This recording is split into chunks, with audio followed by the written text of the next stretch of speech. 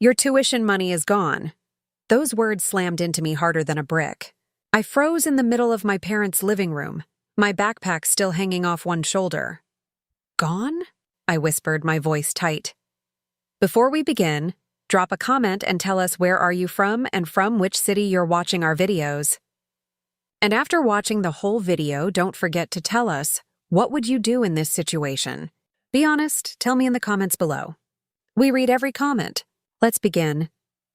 Dad leaned back on the sofa like it was nothing. We used it. Your sister needed something meaningful for her honeymoon. You'll understand one day when you're older. Older? My throat burned. Dad, I'm 20. That was my college fund. Money I've been working toward since I was 16, babysitting, waitressing, skipping things just to save. And you, don't use that tone. Mom cut in sharply. She stood in the doorway with folded arms, her lips pressed into a cold smile. You should be grateful your sister is happy. Do you know how much stress she's been under with her wedding? The least you can do as her sibling is sacrifice a little. A little? I almost laughed, except it came out more like a choke. That was everything. That was my future.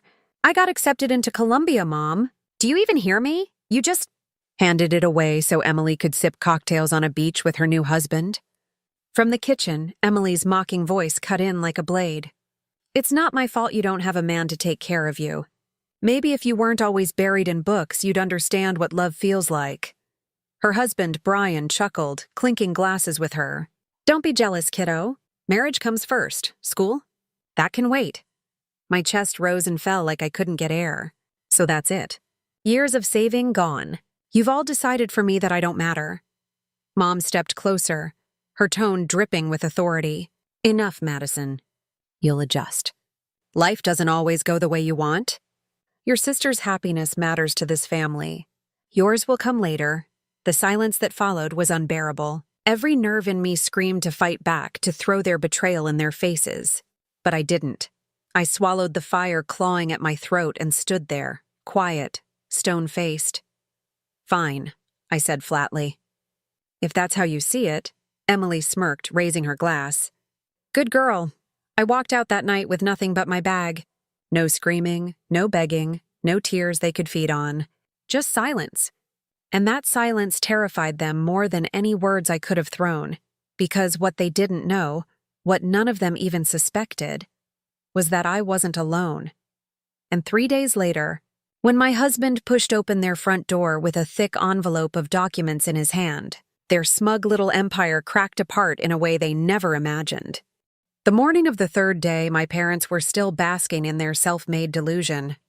Emily had posted honeymoon photos all over social media, tagging my parents in every one, showing herself on yachts, in luxury hotels, holding champagne flutes with Brian like royalty. The captions cut deep. Grateful for the family who made our dream come true. Mom and Dad were proud of it, bragging to neighbors that they did what real parents do, prioritized happiness. Meanwhile, I stayed silent, but silence wasn't surrender. That evening, their front door creaked open without warning. My husband Daniel stepped inside with a calmness that made the entire room stiffen. He wasn't loud, wasn't dramatic. He didn't need to be. In his hand, he carried a thick folder, heavy with documents. Daniel, Mom said cautiously, her arms crossing. What are you doing here unannounced? He ignored her, his sharp eyes scanning the room. Richard sat up straighter, suddenly aware something was off. Emily looked confused, clutching her phone like she was mid-selfie. Where's Madison? Dad asked. I told her to wait outside, Daniel replied coolly, setting the folder on the coffee table with a solid thud. She doesn't need to be in here for this. But I think you do. What's this about? Emily scoffed. We're busy planning our next trip. Daniel's lips curved in the faintest smirk. Funny, you planned it with money that was never yours to spend. Silence hit the room like a thunderclap. Linda's voice cracked, defensive. We didn't steal anything. We used the family's resources as we saw fit. Daniel leaned forward, his tone like a blade. Madison's college fund wasn't family money. It was placed in trust under her name. Every cent legally belonged to her. And the second you transferred it for your little honeymoon stunt, You committed fraud, Emily laughed nervously. You're bluffing. Mom and Dad control everything. Daniel slid a paper across the table. Read it. Madison's grandparents set that account up years ago. They locked it under her social security number, not yours. I spent the last 2 days pulling every bank record, every transfer. The trail is very clear and very damning. Richard's face went pale. He reached for the papers with trembling hands, flipping through page after page of undeniable proof. His jaw clenched as he realized there was no escape. Linda stepped closer, her voice desperate. Daniel, you don't understand. Emily deserved this. She just got married. What's more important than starting a family, right? Madison can wait. Wait? Daniel's voice dropped, thunder low and sharp. She worked her entire life for this. She fought for scholarships, for grades, for a future none of you cared to notice. And you robbed her of it to fund a vacation. Tell me, Linda, what lesson do you think that teaches? Emily slammed her phone down. Stop painting her as a victim. She's always been jealous. Maybe now she'll learn that not everything revolves around her.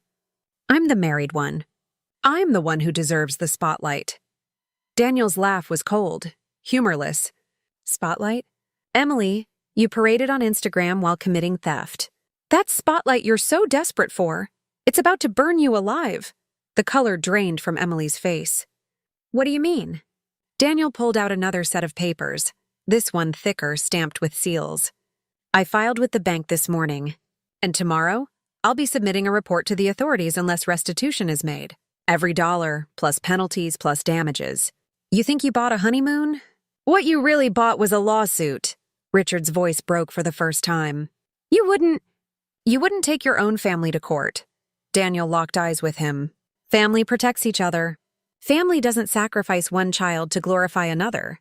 If you can't live by that, then maybe you don't deserve to call yourselves family. The room was silent. So silent I could hear the clock ticking from the hallway. I hadn't stepped in yet, but I was close enough to see the panic spread across their faces. Linda finally whispered, her voice shaking. What do you want from us? Daniel leaned back, folding his arms. It's simple. You have 72 hours to return every cent. Sell something, beg, borrow, I don't care how. But Madison will not lose her education because of your selfishness.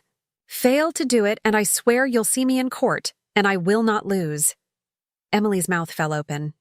Brian shifted uncomfortably, for the first time realizing this wasn't just family drama. It was real, dangerous consequences. As Daniel rose to leave, he paused by the doorway. His final words echoed like a sentence. You wanted Madison silent. You thought her quiet meant weak, but her silence was her strength. And now it's your downfall. I stepped inside then, my eyes locking on my parents. For the first time, they didn't look powerful. They looked small, and I wasn't silent anymore. The fallout didn't wait long. By the next morning, whispers had already spread across the neighborhood. Someone had overheard Daniel's words through the open window, and by evening, Linda's carefully curated reputation was unraveling. At the local grocery store, I caught the stares. Neighbors who once praised my parents for being pillars of the community now turned their heads, whispering, "Did you hear what they did to Madison?"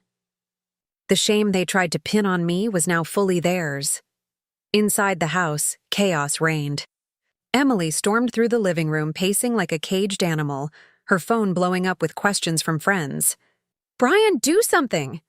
People are commenting on our pictures, asking if we stole from my sister. Do you know how humiliating this is? Brian rubbed his face, frustration etched deep. Maybe if you didn't plaster every detail of the honeymoon online, this wouldn't have blown up so fast. Don't put this on me, Emily snapped, her voice cracking. I didn't know it was her fund. Mom and Dad said it was fine. Linda flinched at the words but kept scrubbing the kitchen counter as if she could erase the mess with enough force. We'll fix this. We just need time. Time? Richard barked, slamming his fist against the arm of the chair. Daniel gave us 72 hours. You think he's bluffing? That man has resources we can't even imagine. I stood quietly at the edge of the room, watching them unravel. For once, They weren't united against me. They were turning on each other. "You always spoil Emily," Richard shouted at Linda, his face red. "We sacrificed everything for her wedding, her image. And now? She's dragging us all down." Linda spun around, her eyes blazing. "Don't you dare put this on me." "You agreed. You signed the transfer papers. Don't act like you're innocent now." Emily's voice rose above them both. "So what? Am I supposed to sell my wedding gifts? Give back the designer clothes? This is my life. I finally had what I deserved, and now? Deserved?" My voice cut through the room like a knife. Everyone froze. I stepped forward, my heart hammering but my words steady. "You keep saying you deserve everything. My fund, my future, my sacrifices. But Emily, what exactly have you ever earned? What have you ever built that didn't come from someone else handing it to you?" Her mouth opened, but no sound came out. "Madison," Mom started, but I raised my hand, silencing her. "For years you all made me feel small, like I didn't matter, like the only role I had was to step aside so Emily could shine. And I stayed quiet, because I thought maybe one day you'd see me, but no more." Daniel stepped up behind me then, his presence grounding me. He placed the folder on the table again, this time adding a second envelope. "What's that?" Richard asked, his voice tight. Daniel's gaze was ice cold. "Legal representation. I've already retained a lawyer. If the money isn't back in Madison's account within 48 hours, this goes straight to the authorities. And once that happens, it won't just be restitution, it'll be criminal charges." Emily gasped. "You wouldn't. This is family." Daniel didn't flinch. "Family protects. Family builds. You don't destroy one child for another and call it love." Linda's hands trembled. For the first time, her voice cracked. "Please don't do this. We made a mistake. We'll fix it."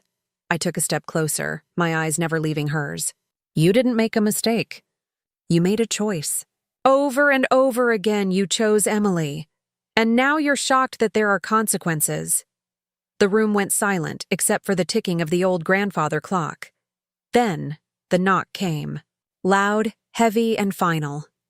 Brian opened the door, and standing there was our neighbor, Mrs. Callahan, an older woman known for never missing a detail in the neighborhood. She held her phone up, her eyes wide. "Is it true?" she asked. "Did you really steal Madison's fund for Emily's honeymoon?" The color drained from Linda's face. Richard stammered, "It's complicated." Mrs. Callahan's voice cut sharp. "Complicated or not, everyone's talking. The whole neighborhood knows. And if Daniel's filing charges, you'll lose more than money. You'll lose everything you built your reputation on." The air turned suffocating. Emily's perfect image shattered in that instant, her phone buzzing uncontrollably with new notifications, her friends demanding answers. For once, the laughter wasn't at my expense, it was theirs, and deep down, I knew this was only the beginning. 48 hours. That was the deadline Daniel gave them, and every passing hour felt like a tightening noose around my parents and sister.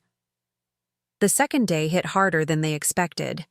Calls poured in, not from family or friends offering support, but from people demanding explanations. Richard's colleagues started whispering at work. Linda's bridge group canceled their weekly game. Emily's social media accounts, once full of admiration, turned hostile with comments like, "Stealing your sister's college fund?" Shameful. The empire they'd built on appearances was collapsing, fast. That evening, Daniel and I returned to the house. I wasn't nervous this time. I walked through the front door like someone reclaiming ground they thought they'd lost forever. Inside, chaos simmered. Emily sat on the couch, mascara streaked down her face, clutching her phone as if squeezing it hard enough would erase the comments destroying her image. Brian sat beside her, exhausted, muttering about moving out and not signing up for this mess. Linda was pacing like a trapped animal, her hair disheveled, wringing her hands. Richard sat stiff in his chair, papers spread out on the table. Mortgage documents, bank statements, jewelry appraisals. "You're here," Richard muttered when he saw us. His voice was gravel, hollow. "We're trying to figure it out." Daniel set his watch on the table with deliberate calm. You've got 6 hours left. Either Madison's account is restored or I file. Emily shot up, her voice shrill. This is insane. You're ruining us. Why can't she just move on? It's just money. I cut her off, my voice stronger than it had ever been. It wasn't just money. It was my future. It was every late-night shift, every rejection I fought through, every ounce of hope I carried. You didn't just take dollars. You tried to take me, and you expected me to thank you for it. The room shook with silence. For once, no one had a comeback. Daniel slid another document across the table. This is the repayment agreement. Sign it, transfer the money. Admit what you did in writing or face legal consequences. Richard swallowed hard. His hands trembled as he picked up the pen. If we do this, will you keep it out of court? Daniel's eyes narrowed. If Madison chooses forgiveness, maybe. But you're not walking away clean. Not this time. For the first time, all their power, all their arrogance drained from them. Linda collapsed into a chair, tears streaming down her face. We thought we were helping Emily. We thought she deserved it more. Deserved? I whispered, shaking my head. You never even looked at me long enough to know what I deserved. Richard's hand shook as he signed. Linda followed, her signature jagged with desperation. Emily refused at first, crossing her arms and glaring. I won't sign. I don't care if you sue. Brian stood up suddenly, snatching the pen. Enough, Emily. I'm not going down for your pride. If you won't protect yourself, I will. He scribbled his name across the line, tossed the pen, and stormed out. The slam of the door echoed like thunder. Emily's mouth opened and closed, but no words came. Her perfect world had finally cracked, leaving her small and shaking. Daniel collected the signed papers, slipped them back into the folder, and stood tall. You'll transfer the funds by midnight. If you don't, the next knock on your door won't be mine. It'll be law enforcement. I turned to leave, but something inside me wouldn't let me walk out without saying the words that had sat in my chest for years. I faced them one last time. You thought silence meant weakness, but silence gave me strength. I don't need your approval anymore. I don't need your love, if that's what you call it. I have a husband who stands beside me and a future you can't take. So keep your guilt. Keep your shame. I'm done carrying it. Their faces told the whole story. Shattered pride, fear, regret. But I didn't feel sorry. Not this time. That night at 11:47 p.m., my phone buzzed with a notification. The funds had been transferred. My future restored. The next morning, I walked across campus at Columbia with Daniel's hand in mine. Students rushed past, books in arms, laughter in the air. For the first time in years, I felt weightless, free. And as I stepped into my first class, one truth anchored me. Family isn't about blood. It's about who fights for you when the world tries to take everything away. And I finally understood. Silence wasn't surrender. It was the calm before the storm, and the storm had left them speechless.